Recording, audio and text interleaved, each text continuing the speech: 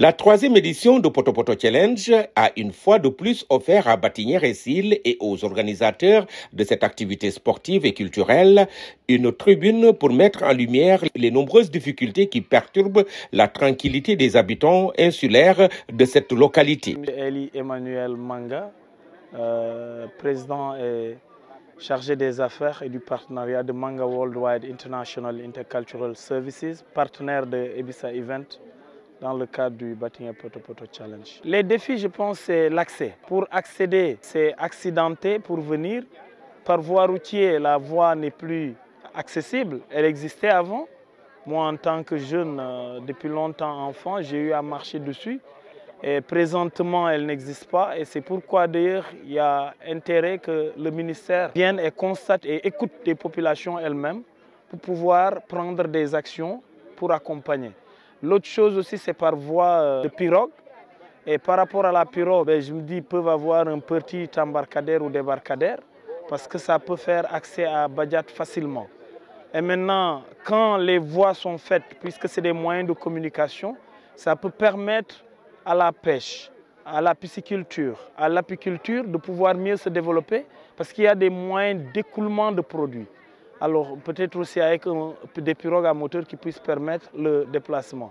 Et je pense que c'est des gens que quand on laisse de côté ces défis-là, ou on les accompagne, ou soutient à relever ces défis-là, le reste après la balle est dans leur camp. Comme on dit, toi le ciel t'aidera. Et je pense que dans tout ce qu'on fait, c'est les actions, elles parlent plus que les mots. Il y a l'événement qui est là, maintenant le reste, il faut qu'on accompagne par des actions concrètes. Cette édition a accueilli plusieurs autorités qui ont pu constater les défis à relever pour que cette île de la commune d'Enampor bénéficie d'une attention particulière. Momodou Foussi Diédiou, conseiller technique au ministère des Infrastructures, des Transports terrestres et aériens, était présent. Puisque Batinière n'est que l'open de terre de la République du Sénégal. Les habitants de Batinière, comme tous les autres citoyens sénégalais, ont droit à la reconnaissance de l'État sénégalais.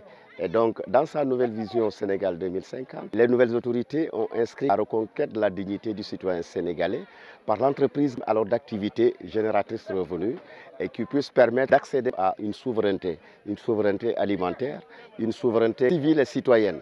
Et donc, je pense que si les populations continuent dans cette dynamique d'engagement pour la reconquête de leur dignité, l'État ne sera pas en reste pour les accompagner, les assurer de tout le soutien et la logistique mise en place pour la reconquête de la dignité. Nous avons trouvé un site vraiment paradisiaque, un très bon site qui véritablement souffre de cette menace des changements climatiques. On apprend également qu'en fait que l'île s'est un peu vidée de sa population puisque vers les années 60 déjà l'île comptait à peu près 175 sujets, mais aujourd'hui ils ne sont que 37. Donc l'essentiel des populations ont quitté l'île pour trouver quand même refuge ailleurs. Mais l'espoir est là, puisqu'en fait, on pense qu'avec leur engagement, c'est eux-mêmes qui se sont organisés pour essayer de porter à la connaissance des autorités les difficultés qu'ils endurent pour conserver leur habitat. Et comme il s'agit d'habitat, il s'agit irréductiblement quand même d'identité. Le sous-préfet de Niassia, accompagné d'une délégation de chefs de service, a souligné l'engagement de l'État à répondre aux préoccupations des citoyens. Moussa Aliba a également mentionné plusieurs projets en cours de réalisation dans l'arrondissement de Niassia. Le recensement que nous avions fait au niveau de l'arrondissement de Niassia, je vais commencer d'abord par la commune d'Enampor. Je vais commencer par Bettinger. C'est la piste Essil-Bettinger avec le pont. Je crois que si on parvient à réaliser cela, on va désenclaver cette presqu'île qui est Bettinger-Essil. Nous avons parlé d'une piste qui est une vieille doléance de la population de la commune d'Enampor. C'est la piste Brin-Bandial, à peu près 20 et quelques kilomètres. Donc il faut passer par Brin pour aller jusqu'à Bandial. C'est une piste vraiment qu'on doit réaliser pour faciliter le déplacement des personnes. L'espoir est permis, voyant aussi l'avancée des réalisations dans l'arrondissement de Niassia. C'est important de le souligner en tant que représentant de l'État. Nous tous, nous savons, l'arrondissement était victime par rapport à la crise casamançaise qui a duré plus de 40 ans. Le ministre des Infrastructures, des Transports terrestres et aériens, parrain de l'événement, a été représenté par une délégation issue de son cabinet politique et de techniciens de son ministère. Cette présence rassurante a été très bien accueilli par les habitants de l'île de Batinière-Essyl. Des fois, les gens se demandent, mais c'est le ministère même, quand on parle de voies de communication, de route, c'est le ministère qui est interpellé.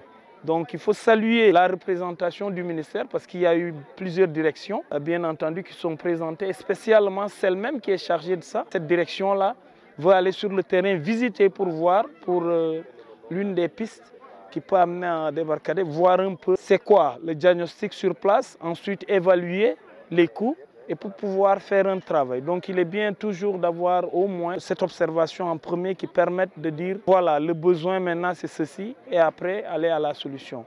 En tout cas, merci au ministère. Nous remercions d'avoir eu une équipe bien représentée et ça montre qu'aussi ils sont appelés ou ils prêtent une oreille forte aux besoins de la population et nous les encourageons dans ce domaine. Après maintenant, il faut l'action et vraiment l'espoir est permis. Batinière-Essyl doit se positionner dans le cadre de la révolution touristique envisagée par le Sénégal en transformant les nombreux défis en véritables opportunités. Nous avons entendu et nous ferons remonter quand même alors toutes les doléances des populations ici enregistrées et nous veillerons également à ce que l'État puisse les inscrire dans les priorités retenues pour son investissement triennal 2025-2028. La boue a été le terrain de jeu fascinant où les athlètes se sont affrontés dans une épreuve unique en son genre. Cette originalité a conféré une dimension particulière à cet événement, sublimé par les prestations en apothéose des artistes du GIE Kaya Nior.